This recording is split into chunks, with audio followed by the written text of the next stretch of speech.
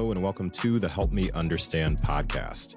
Help Me Understand is a weekly podcast that explores the context behind the things that we experience from day to day, with topics ranging from personal development to parenting to health and fitness and a whole lot more. Join me, your host, J.K. McLeod, as I share my thoughts and host conversations that are meant to encourage you to say, help me understand, in an effort to add perspective to the things we experience in everyday life.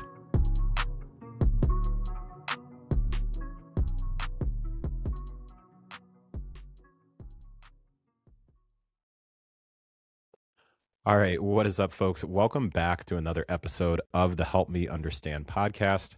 As always, I'm your host, Coach J.K. McLeod, and I am here with a special guest, the first guest of 2026. I'm joined today by Deanna Harder.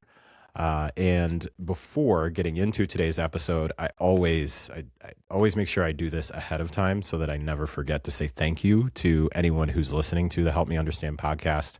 We just want to take that moment to express some gratitude. I know that you have other podcasts that you can and probably do listen to, which is all good. Just really appreciate you pressing play today. So without further delay, we're going to jump right into this conversation. And Deanna, I'm going to hit you with a question just right off the top here. Okay. You're cool with that? Yeah, I'm cool with that. Okay. Go ahead. If you said no, it was going to be hella awkward. Okay. So let's start off with this question. Share with me an answer to this. If somebody who is listening right now is not familiar with you at all, what's a particular experience or event that you have gone through in your past that would give them some perspective into why you do what you do and or how you do what you do? And of course, you can explain what you do in that answer. Oh man, this is, I mentioned off air, it's so self-indulgent to talk about myself. Yeah, And I have quite an origin story. And I've been involved in fitness since I'm 15. So if nobody knows me from way back, I started teaching aerobics when I was 15 years old. Ooh. So my entry point to fitness was group exercise. And I had an instructor in grade 12, and I took entrepreneurship in grade 12. And my instructor was an aerobics instructor as well as a teacher. And she started letting me teach her warm-ups. And then I was only 15 or 16, and I had to be 18 to be certified. So for 2 years, I just taught for free with a supervisor. Wow. Didn't get paid. I learned a ton in that time. I went to fitness conferences with her. She sort of fostered me and sort of brought me under her wing. So I was going to conferences with 40-year-olds 40-year-old women when I was like 16, 17. Yeah, so I got introduced to the industry that way. And group exercise back then, and it would have been like 1995, was step aerobics, like the mass classes of step aerobics, boot camps, lots of music, lots of fun, tempo. Yep. And and from there, I decided that I wanted to become a personal trainer because fitness, I got the fitness bug. A lot of trainers love to work out. And so they go into the fitness industry because they love exercise. But then I soon realized that I have to like people more than I like working out. Yeah, that's that little random thing is involved. Yeah. I mean, I am a people person. I'm extroverted, but I definitely, I recharge when I'm alone. So I'm kind of a loner. I'm introverted and I love my alone time, but I also, get high from being around others as well. So so I started teaching, and then I found a program in a town called Grand Prairie in Alberta, Canada, that offered a 2-year personal training program. And I thought, perfect. It was in probably 2001, and there's a couple other personal training programs in Canada, but they were in Edmonton and Calgary. So I wanted to stay local, an hour away from my mom and dad. So I took that program, and then that was when I really got it, like weight training. Leading, being a leader, the one-on-one, the program design. I geeked out on kinesiology, this and that, but my love for fitness was turning a little bit darker at this point. So this is where I started. I was working full-time at the Grand Prairie College gym. I also was teaching aerobics as well as going to school. Okay. And in school, we had maybe you took this too. We had aerobic classes, we had weight training classes. I was also doing practicum. So I'm in the gym a lot. Yeah. And training was everything to me. And it went a little bit dark when I started using exercise to maintain or control my weight. Okay. So I got really into learning about food and macros and counting calories as well, because I'm learning about nutrition for the first time. And I think a lot of women, when they do their first diet, you get a lot of results really quickly Yeah. and you get a lot of validation. From there, I moved to Edmonton to work one-on-one with the guy I was dating, and I started competing in figure competition. So this is where the mostly I'm known for is the extreme side of fitness, the dark side, Okay. where dieting down, extremely low calories, Okay. coaches asking me to phone them every morning to tell them my weight. Yep. If my weight wasn't a certain number, I'd have to change my food for that day. So it was like I would lie because I didn't want my oatmeal to go down. Like I only have a third a cup of oatmeal. Now, if I say my Oh, weight didn't wow. move, is she gonna take it down to a quarter cup? It was such a fuck. So can I swear? Sorry, a messed up Feel free. You're relationship. fine. Yeah. Yeah, okay. You're fine. So I was but I thought, no, I want to win. This is what champions do. This is what we do to be on stage. It's elite. At that point, my relationship crumbled because I could no longer have the capacity to have a relationship. My obsession was training, eating, working. And when I was working, I was thinking about when I could have a break to train myself. So my Mm. business would suffer. Yeah. So the extreme helped me land in the middle eventually to the moderation concepts that I like to talk about. And I found a coach that was in moderation, Jill Coleman. She had Yeah. competed as well. And from there, that's when my life started to change. Because I went to the extreme, I landed on the other side and I found the best life in the middle, right? Mm. So, long story short, that would be something people would know me from, or that maybe could understand why I talk a lot about moderation, mindfulness. I'm not a diet coach. I'm not anti-diet. I'm just anti-obsession Mm. because firsthand, I know how quickly I can become obsessed. And even now, I have to watch myself. I Really? get triggered with those Ozempic ads. I'm seeing the GLP-1s. I'm like, maybe I could take a low dose, right? But I'm not even in that world. Like I Yeah. don't need to lose weight, and I'm still triggered by those Interesting. ads. Yeah. Okay. So I have to block all that stuff out. It's gotta take care of number one over here. Yeah. Well, thank you for taking some time to walk through that. And the term that comes to mind is breadcrumbs. You left a lot of breadcrumbs there for me to pick up. Ooh, Um, pick them up. let me start. Let me go back to your initial entry into that transition from primarily what it sounded like was aerobics, which these days we would probably say primarily cardio based at this Yeah. point. And then, Aerobics, you go. okay, Yeah. yep. And then the shift to integrating more strength training, more resistance training, more weight training. Talk to Hmm. me a bit about that. So part of part of where I get really curious is in the parts where someone will commonly use the phrase, and I don't think you said this, however, it's just a common phrase where it's I did this and then fast forward and then this, and I'm gonna I'm 47, proudly 47. So I remember hitting the VCR so that you could rewind. So Yeah. I want to I rewind. do too. I'm 48, so I'm with you, Yeah. baby. Okay. So Okay. let's rewind. Let's run back the VHS for just a minute and talk to Okay. me about that transition from primarily an aerobics and cardio type setting to introducing the strength training. What was anything in particular that you can recall about why you started really getting into Mm, that? Because I've got to imagine that at that time, I mean, that was a different time than what we're seeing now, which whether people love it or hate it, I do think CrossFit gets a lot of credit for really pushing the getting a barbell in women's hands. So I mhm. think the culture is a bit different than it was now, not CrossFit specifically, but just like the fitness industry. If you can Yeah. recall, like what were some things that really pushed you or nudged you in that direction, I'll say. Well, it would have been Oxygen magazine and Shape magazine because as I was going through my program, I would read those magazines on the step mill or in the Yeah. cafeteria, and I would idol like Monica Brandt, Corey Everson. Oh So yeah. I would read their diets, and I realized that very quickly that they weren't doing aerobics classes all day. They were lifting They were weights, lifting right? weights. So Yeah. and I had good genetics for it. Like, I'm so thankful for my parents. I had calves in kindergarten, so that wasn't hard for Oh, me. snap. And as soon A as, bunch of people, I a bunch of dudes are jealous of that right now too.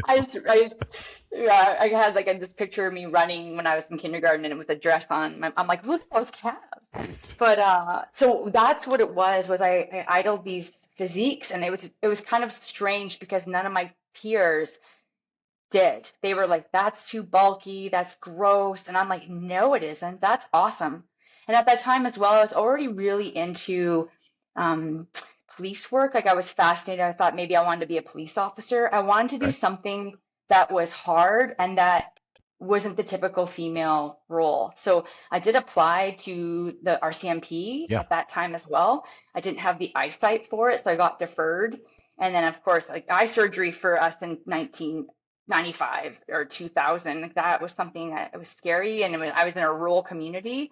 So I went right into the fitness industry, and that's when I started doing a 6 day a week split because the Oxygen magazine, Mm-hmm. legs and shoulders, back and bis, chest and tris, rinse Oh, and repeat, oh, and just classic bro split. easy, totally. And then learning about nutrition and, taking out sugar, using artificial sweeteners instead, like Yeah. changing from like, a bagel to rice, like this learning about what the bodybuilders ate. So that was where I got, okay, this is how you build a body. This is before nobody was training like that in my around my surroundings in Grand Prairie. Then when I moved to Edmonton, I went to a gym called Hardcore Gym.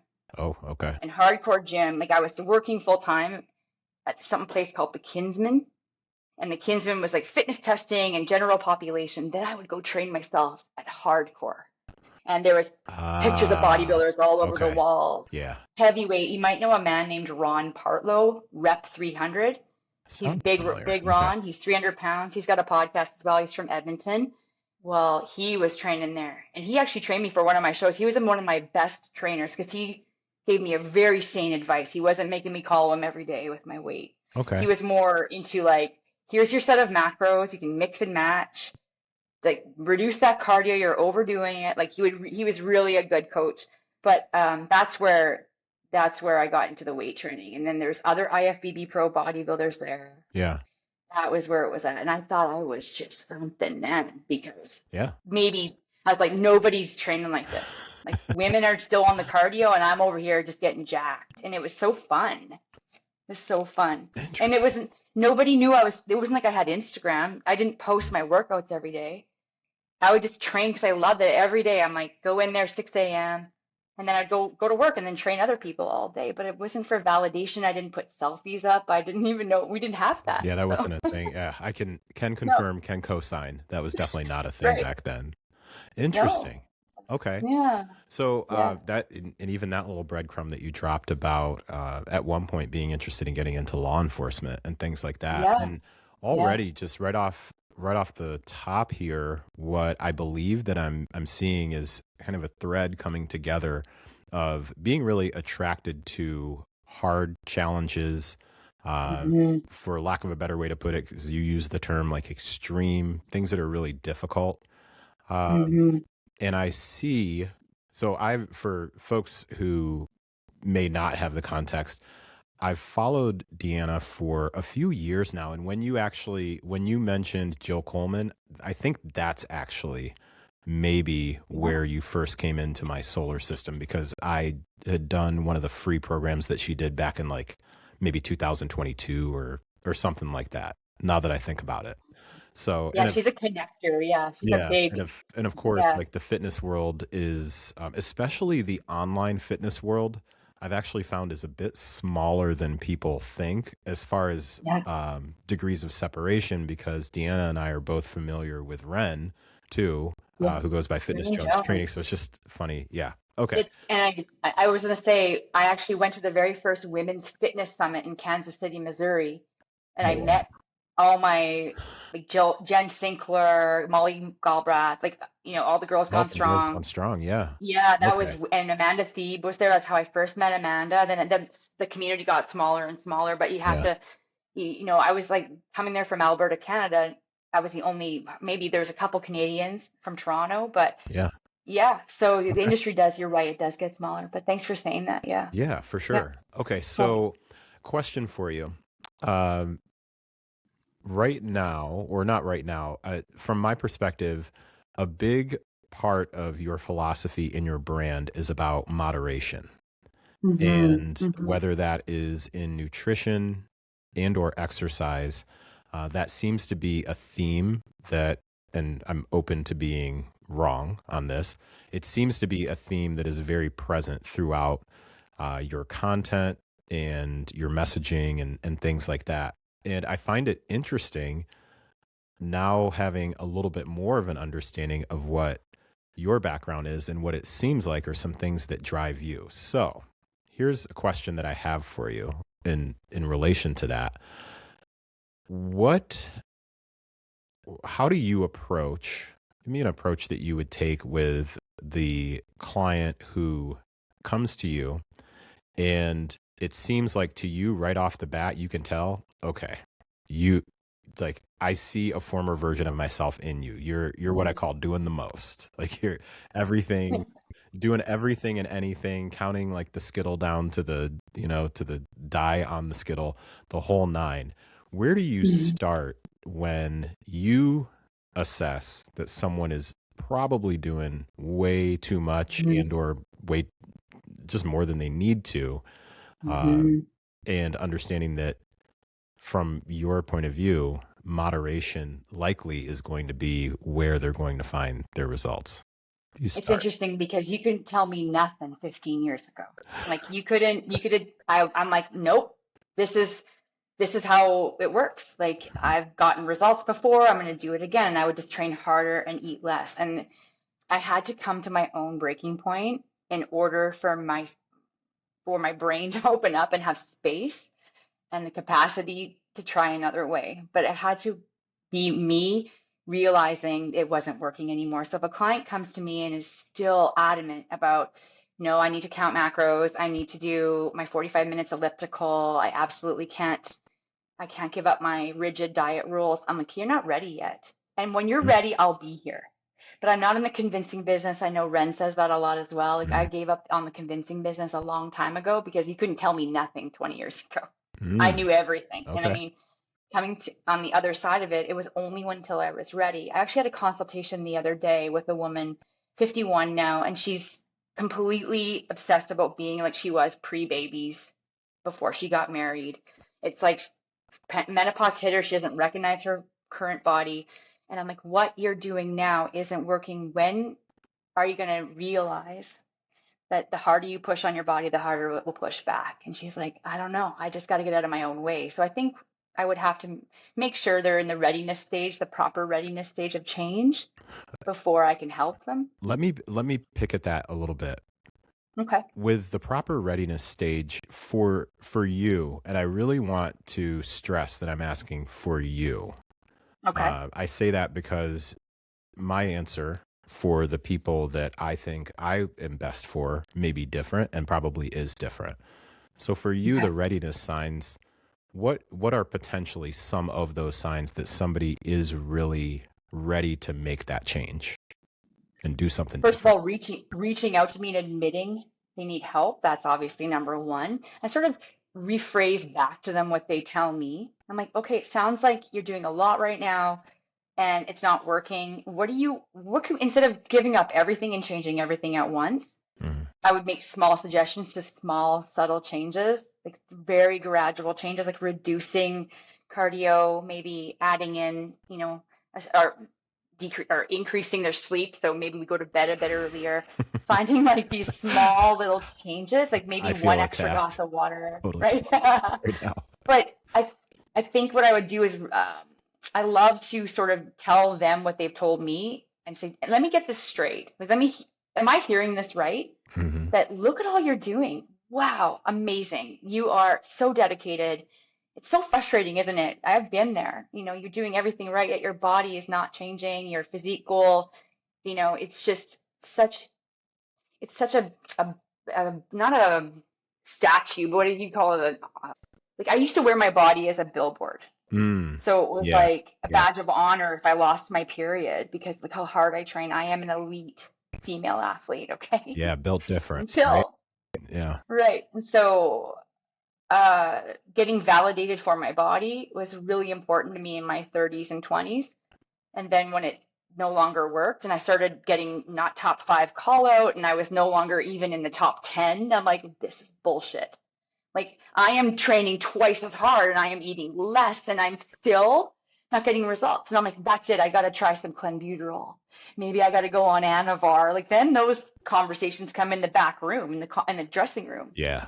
because I'm seeing other women do an Anavar and clenbuterol and telling me how easy it is to shed body Yeah. fat. And it's like, I'll go to the dark side. And then I'm like, no, I kind of like my voice. I love being having a good hormonal profile.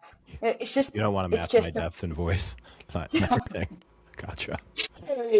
for a what? For a trophy and maybe a bag of protein powder? No, thank you.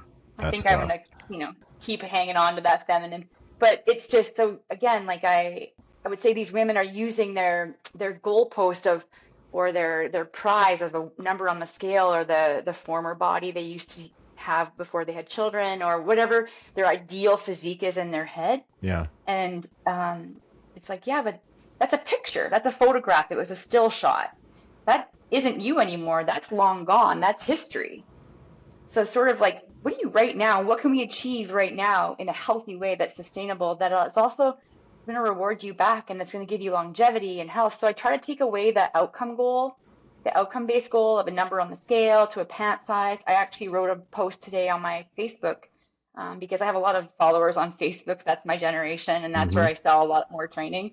No matter what you chase for a number on the scale or a pant size, it's not going to give you the outcome you'd want if you were building muscle, Yeah. right? And muscle is like this, amazing goal for women who have always chased like the calories burned and the weight on the scale. So I can't remember your original question. I like to go on tangents, No, so I that apologize. was yeah, which I think I feel like I'm walking away understanding what some of the signs are of that readiness and make sure that I heard it correctly.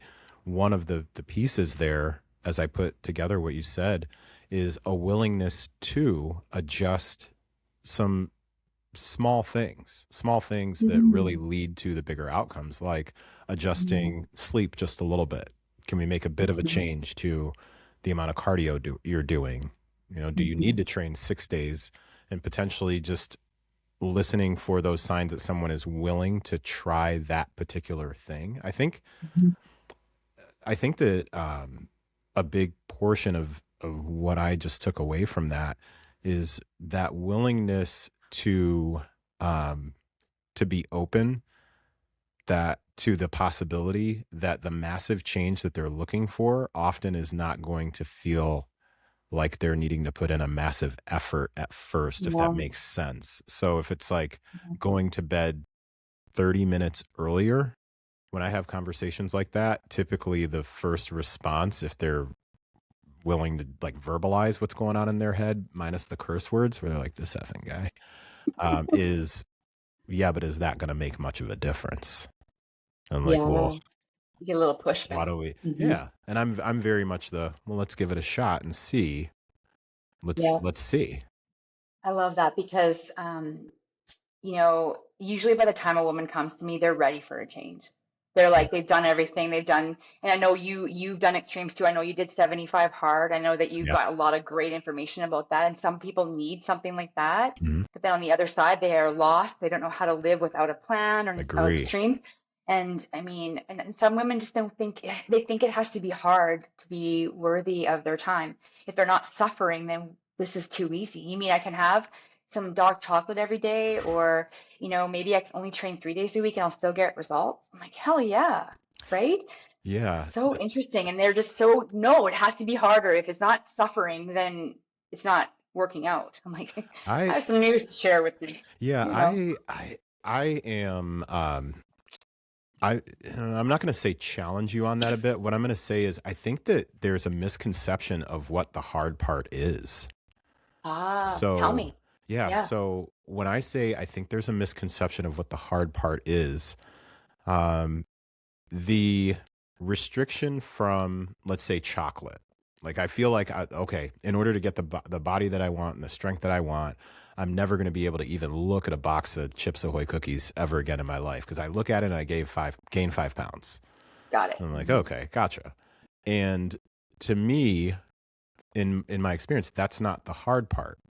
The hard part is not eating the chocolate chip cookies. The hard part Mhm. is addressing the event that you decided. Now your reaction to that event is going to be to go eat the chocolate Mhm. chip cookies. So the hard As if part, that's okay. Go oh, ahead. go ahead. I was going to say, as if that's their only option is Yeah, I have no other tools but to go directly to the stimulus I'm experiencing in front of me right now. And there's no, it has to be instant gratification. yeah, Got it. yeah. Yeah. Typically, there's this belief. I find there's a belief that that certain events equal a specific reaction. And Ah. what I've just tended to find is that when I can work with someone for a while, when I say a while, at least 6 months, like I'm Hmm. very methodical. So Hmm. what I will commonly hear is someone will look back on their experience and man, this conversation flew. We're going to Oh wrap my up in just a gosh. couple of minutes. Yeah. No problem. Um, what like a recent piece of feedback, someone was looking back and we've worked together, we just renewed for the third year, I think. So looking Hmm. back, their feedback was, this just feels really weird because, yeah, there's been some points in time where it felt difficult. I had to really like muster up my strength to go do this workout and or stick with, whatever plan. I'm more habits based when it comes to nutrition and sleep. I get super detailed nitty gritty with the training, but I don't assign macros and things like that. Um, and she was like, I almost feel guilty because this is actually just overall felt a lot like easy. Like she didn't even want to say the Yes. word easy. And I was like, well, I hear You where she'll you're jinx coming from. yourself. Yeah. Yeah. And along Yeah. the way, though, as we were looking back, I was like, well, think about some of the different events that have occurred over the last couple of years. There's been specific family challenges, there have been work challenges, there's been personal things, there's been celebrations, and there's been, unfortunately, like working through difficult things. And I was like, that's the Mm. stuff that is like hard. Yep. However, like you keeping promises to yourself that are manageable and sustainable and repeatable, Mm. that's the stuff where when you put a system in place and then understand that that system does have to have some flexibility. You can't, on a 5-lane highway, you're not going to stay in the right lane the entire time. Right. You're going to shift lanes, but what you never do is get off the highway. So I feel like I'm Mm. preaching now. So No, that's you are that's what good. I mean Okay, about that. sold. You know what I mean? Like that is a pep talk right there. I think Yeah. everyone that's listening right now, that is such a clear, I can visualize it, Yeah. Good. right? Because without the system and the framework, then you're just left to, the vulnerability of your emotion right in the moment because you do what you always did, you get what you always got. But it doesn't Hmm. have to be restriction and to overindulgence. It's just understanding there's a time and place and habits and also values of when, yeah, maybe I'll have a cookie here and there, but it's Yeah. not like that's my only go-to stress relief is food. And Yeah. I don't have to go use a workout to burn it off. And I also don't have to maintain my routine when I'm going through a death, when I'm going through stressful times at work, going through perimenopause symptoms where I don't Mm. sleep and I have night sweats and in my mood, I want to rip your face off. Like, that's when you need a rage workout. Then that's the ladies come in and they want to throw down, they want to slam and Facts. that, yeah, they want to go hard. It's like, yeah, we're gonna have a rage workout, and we're also gonna have workouts where we stretch and we do self-care and we talk. And personal training is just the best career if you're really a people person and you want to help. But if you think, and I will go back to what I first said about I loved working out. That's why I chose this profession. Right. I still love working out. I love working out so much, but I love helping people more. And that's why I've been here since 2000 and, well, 1995 when I first stepped in the aerobics Right. room. But right, Yeah. it's like I never left the industry. The industry's been really good to me. And I've also pumped it up with, sharing my certifications, sharing my love for it, my client successes. So if you're getting into the industry and you don't like people, I'd rethink. I'd rethink that. That is so true. That is a whole sermon for Yeah. somebody out there. As we are Yeah. starting to wrap up, uh, you have, from what my perspective, is a bit of a unique structure and framework because you will train people virtually live, correct? Yeah. Yeah, can Yeah. you talk about a couple of a couple of options that you have basically within your Sure. business, and especially that particular offering that you have with training Mhm. people via like Zoom, or how do you do that? Talk to me Yeah, about that a little bit. this is super interesting. So the 2020 March 17th, I had packages from dozens of clients, and then the gym shuts down and they can't train with me anymore. Mm, So then I'm like, we'll just train in your regular time slot, but we'll do it over the internet. We'll do it like for Zoom. And so I still have clients at 5:15. One of them is a judge who's been training with me since 2014, whatever, and he still wow. keeps his time slot. We just moved to Zoom. So that was but now I have new clients that I also slot into. I'm all over the world, Texas, Alaska, Germany. So I kept it going with the pandemic. And then I also have a mobile coaching option. Okay. So I drive to people's homes. The same clients that would drive to me, they turned out they have some beautiful home gyms that they never used because they always would come to me. So now I have another mobile option for the mornings.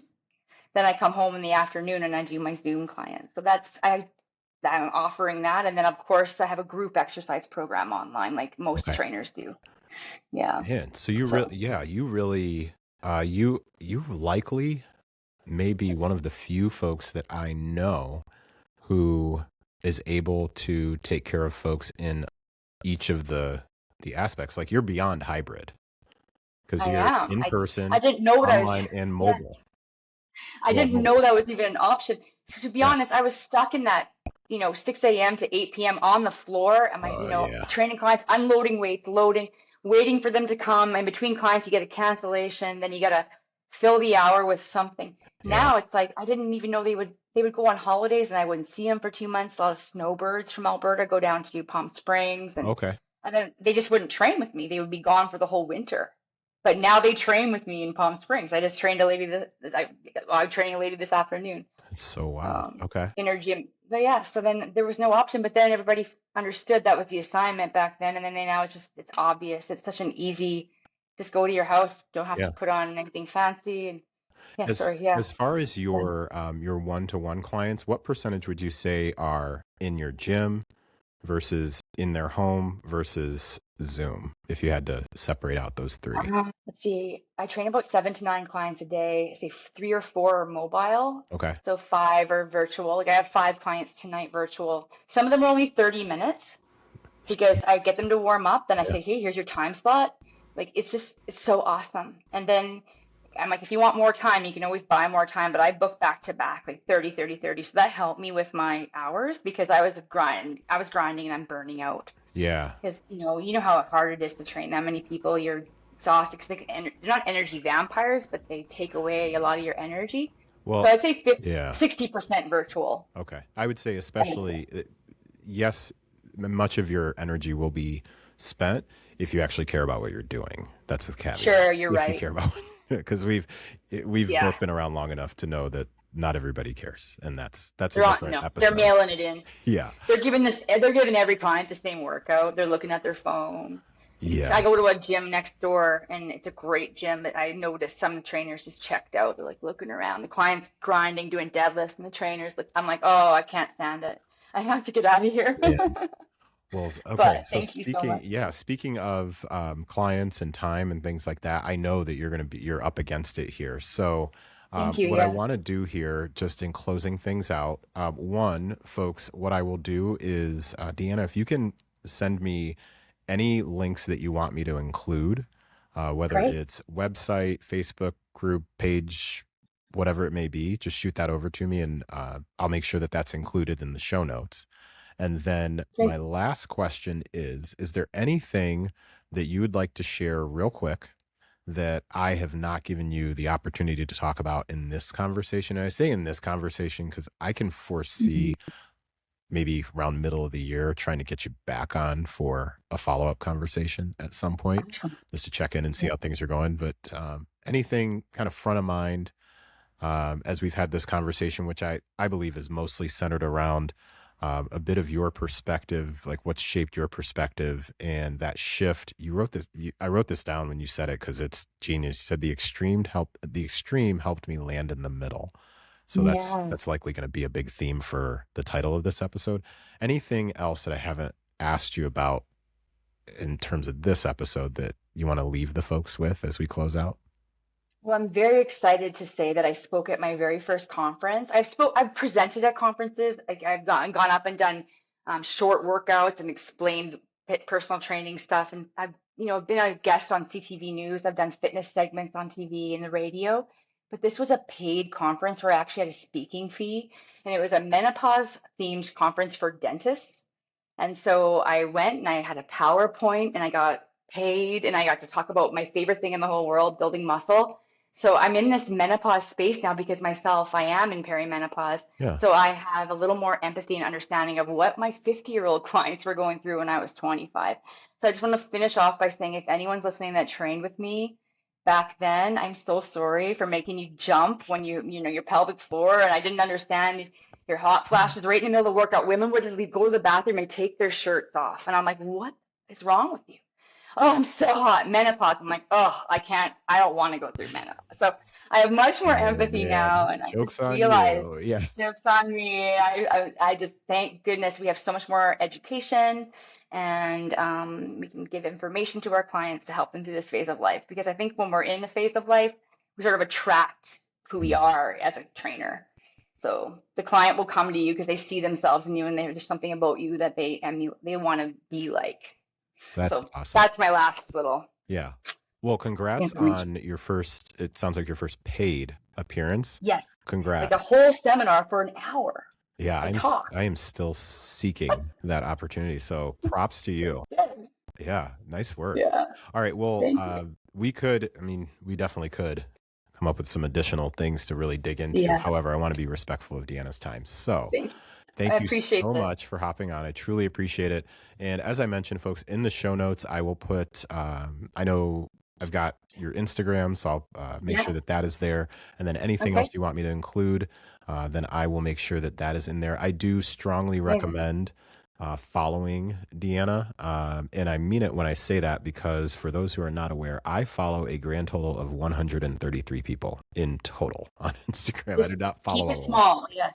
Keep Yeah, it I do not small. follow a lot. Indiana is one of them just because I think that message resonates so well Thank you. around understanding how to strike what I'm going to call that harmony between like, Mm, yeah, you just got to suck it up and get this figured out and do the thing.